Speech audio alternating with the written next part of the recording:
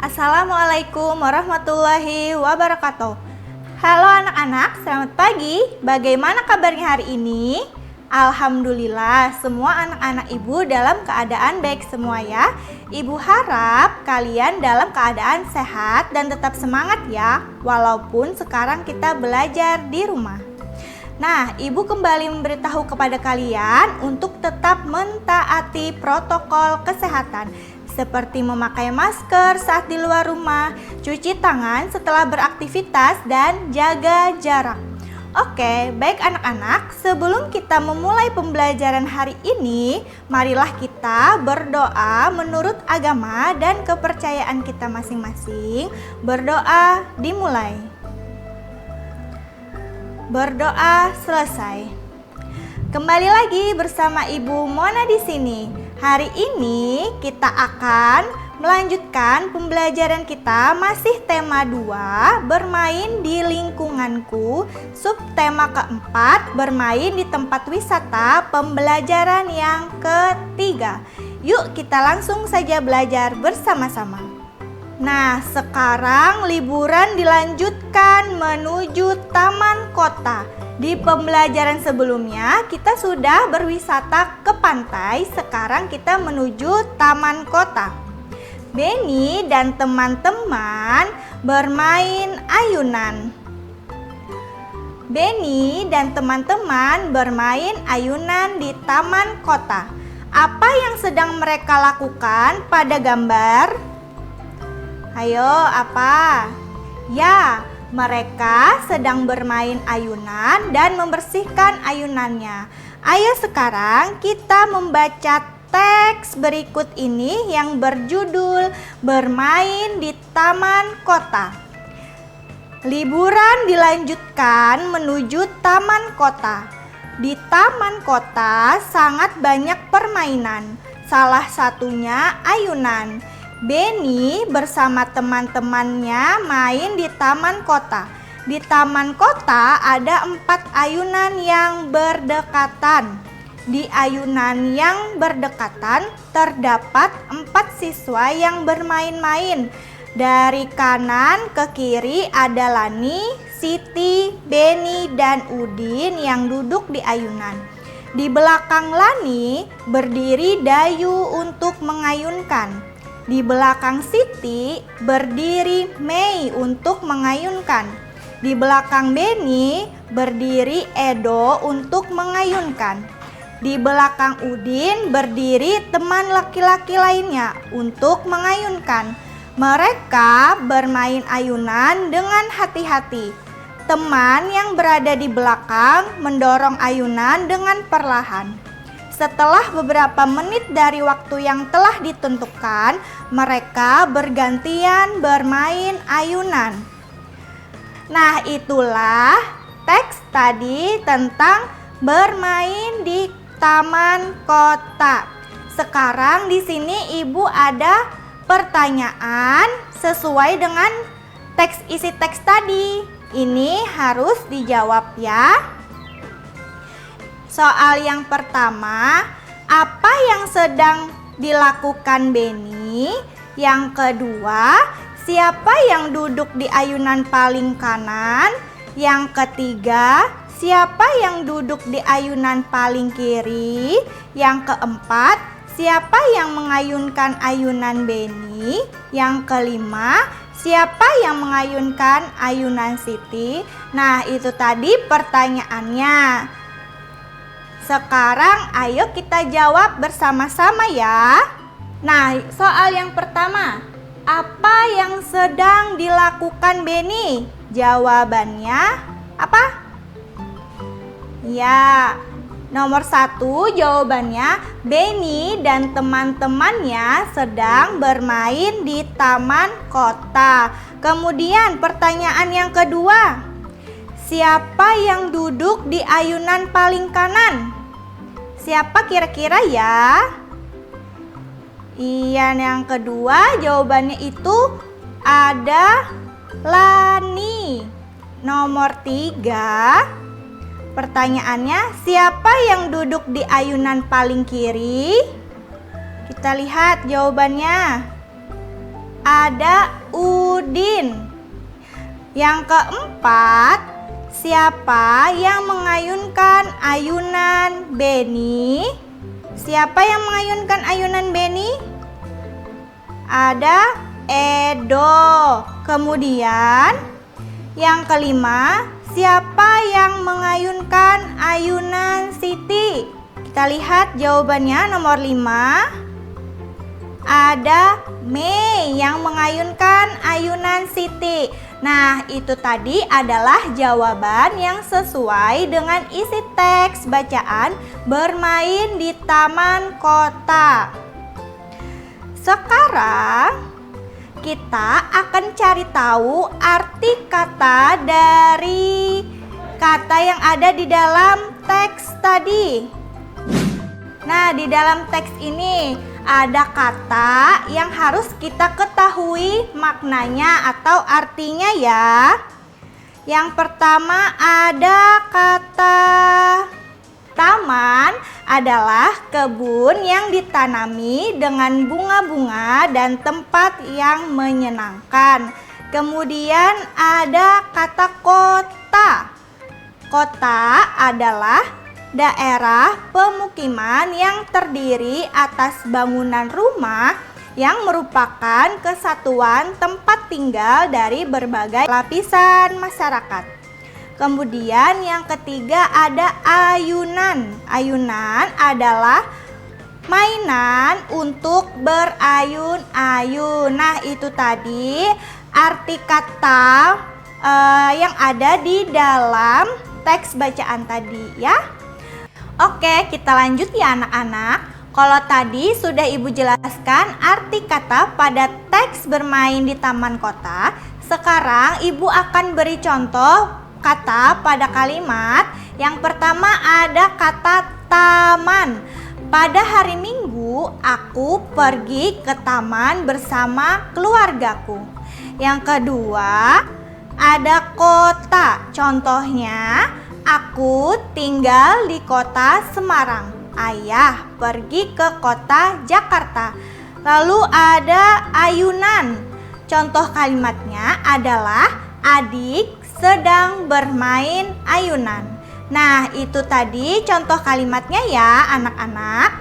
Sekarang Ibu ada teks bacaan lagi. Judulnya Air Terjun Sri Getuk. Air Terjun Sri Getuk berada di Kecamatan Playen, Kabupaten Gunung Kidul. Air terjun ini memiliki tinggi sekitar 25 meter. Air terjun Sri Getuk memiliki aliran air yang bercabang. Cabangnya berasal dari celah-celah tebing. Pengunjung dapat bermain di bawahnya. Air sungai di bawahnya akan sangat jernih di musim kemarau.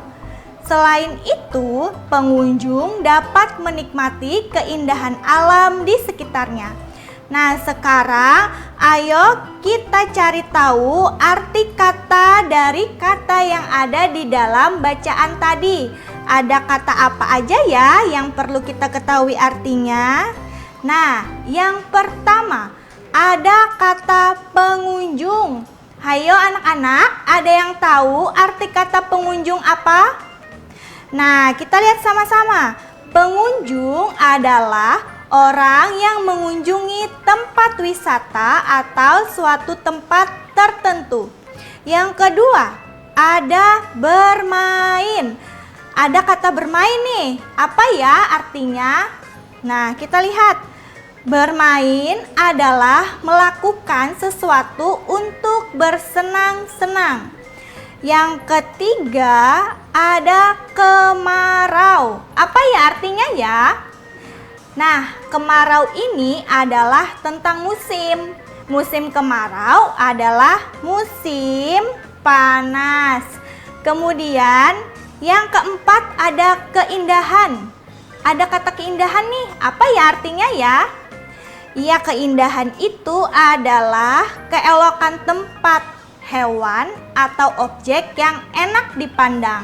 Nah, itu tadi arti kata yang terdapat pada teks bacaan Air Terjun Sri Getuk. Nah, anak-anak, tadi kita sudah belajar mencari tahu arti kata. Sekarang kita belajar pembagian bilangan. Oke, ketemu lagi nih kita dengan pembagian. Pertemuan sebelumnya kita sudah belajar pembagian juga kan? Nah, pembagian itu kebalikan dari perkalian. Kalau perkalian bisa dicari dengan penjumlahan berulang, kalau pembagian bisa dicari dengan pengurangan berulang sampai hasil akhirnya adalah angka 0. Nah, di sini Ibu mempunyai dua wadah nih. Ada warna merah dan ada warna kuning. Di dalamnya ini ada apa ya? Di dalamnya ini masing-masing ada ikan. Nih, ada gambar ikan. Oke, ayo kita lihat soal berikut ini. Pak Raju adalah seorang nelayan. Pak Raju menangkap ikan di laut. Ikan yang ditangkap sebanyak 12 ekor. Ada ikan yang berwarna merah. Nih, ada ikan berwarna merah. Dan juga ada ikan berwarna kuning. Nah, Pak Raju membagi ikan ke dalam 2 wadah sesuai warna. Banyak ikan di setiap wadah ternyata sama. Jadi ikan berwarna merah ada 6 ekor, ikan berwarna kuning juga ada 6 ekor. Bagaimana ya cara menghitungnya? Nah, di sini kita ambil contoh yang enak aja, yang simple aja ya anak-anak. Ikannya Ibu buat seperti ini aja. Kalau Ibu bawa ikan yang aslinya takut nanti loncat-loncat di sini ya. Kita pakai gambar ini aja ya. Nah, di sini Ibu ada 2 toples dengan warna yang berbeda. Ada warna apa ini anak-anak? Warna kuning. Dan ada warna apa ini? Warna merah. Ayo kita bagikannya. Sebelum itu kita hitung dulu ikannya ada berapa ya. Nah, ikan semuanya nih. Ikan semuanya ada berapa ya? Kita hitung. 1, 2, 3, 4, 5, 6, 7, 8, 9, 10, 11, 12. Nah, kan ada 12 ekor ikan. Nah, kemudian kita bagi ikannya sesuai dengan warna pada wadah. Nih, tadi kan ada 12 ekor ikan, sekarang kita bagi ikannya masing-masing ada 6 ikan. Nah, berarti yang pertama kita ambil ikan warna merah. Ada 1, 2, 3, 4, 5, 6 ikan di wadah merah. Kemudian warna kuning, ikannya ada berapa? Ada 1, 2, 3, 4, 5, 6. Nah, jadi di setiap wadah ada 6 ikan. Jadi 12 ekor ikan dibagi dengan 2 wadah sama dengan 6. Karena masing-masing wadah terdapat 6 ekor ikan, ya. Oke, sampai di sini paham ya anak-anak mengenai pembagian bilangan? Kalau belum paham bisa dijelaskan ulang dengan guru masing-masing ya. Sekarang kalian kerjakan soal berikut ini. Bisa kalian kerjakan dengan bimbingan orang tua, kakak, atau teman kalian yang bisa ya.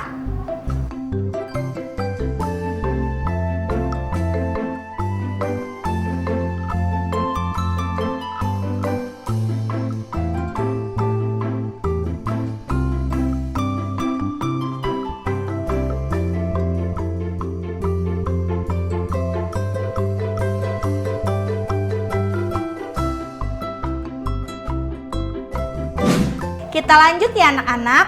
Sekarang kita lanjut membuat hiasan tempat tisu dari karton dan pasir. Nah, ini adalah contoh tempat tisu menggunakan pasir. Kemudian yang sebelahnya ini ada tempat tisu dari kertas karton atau kertas origami. Lalu cara membuatnya bagaimana ya Bu? Nah, ini caranya. Kita lihat dari membuat kotak tisu dari pasir. Cara membuatnya, yang pertama, buat pola hias kotak tisu dengan pensil. Sediakan lem, pasir warna terang, dan pasir warna gelap. Yang kedua, olesi bagian luar kotak tisu dengan lem. Yang ketiga, taburkan pasir di seluruh bagian terluar kotak tisu. Yang keempat, kreasikan antara pasir warna terang dan pasir warna gelap. Yang ini adalah cara membuat kotak tisu dari karton. Cara membuatnya, yang pertama, siapkan kotak bekas, misalnya kotak sepatu, sendal, dan lain-lain. Sediakan lem kertas, karton berbagai macam warna. Yang kedua, olesi bagian luar kotak tisu dengan lem. Rekatkan karton warna di kotak tisu. Dan yang ketiga, kreasikan luar kotak tisu sesuai dengan keinginan. Nah, sekarang tugas kalian di rumah adalah membuat hiasan kotak tisu dari kertas karton atau kertas origami ya, dengan bimbingan orang tua atau kakak di rumah ya. Dibuat dengan yang rapi polanya dan dihiasi dengan gambar yang lucu-lucu. Oke, bisa anak-anak? Nanti bisa hasilnya kalian pajang di meja tamu, di meja belajar mungkin ya. Oke anak-anak, selamat mencoba. Sekarang kita simpulkan pembelajaran kita hari ini ya. Hari ini kita sudah belajar mengetahui arti kata dari teks bacaan. Kemudian kita belajar pembagian bilangan. Dan yang terakhir, membuat hiasan kotak tisu dari kertas karton. Nah, itu tadi pembelajaran kita hari ini. Mari kita akhiri pertemuan hari ini dengan mengucapkan Alhamdulillah. Sekarang kita berdoa menurut agama dan kepercayaan kita masing-masing ya. Berdoa dimulai. Berdoa selesai. Oke anak-anak, kita akan bertemu pada video pembelajaran selanjutnya. Demikian yang dapat Ibu sampaikan. Terima kasih telah menonton video ini. Semoga bermanfaat dan jangan lupa semangat terus untuk belajar ya. Dan ingat, tetap jaga protokol kesehatan. Wassalamualaikum warahmatullahi wabarakatuh.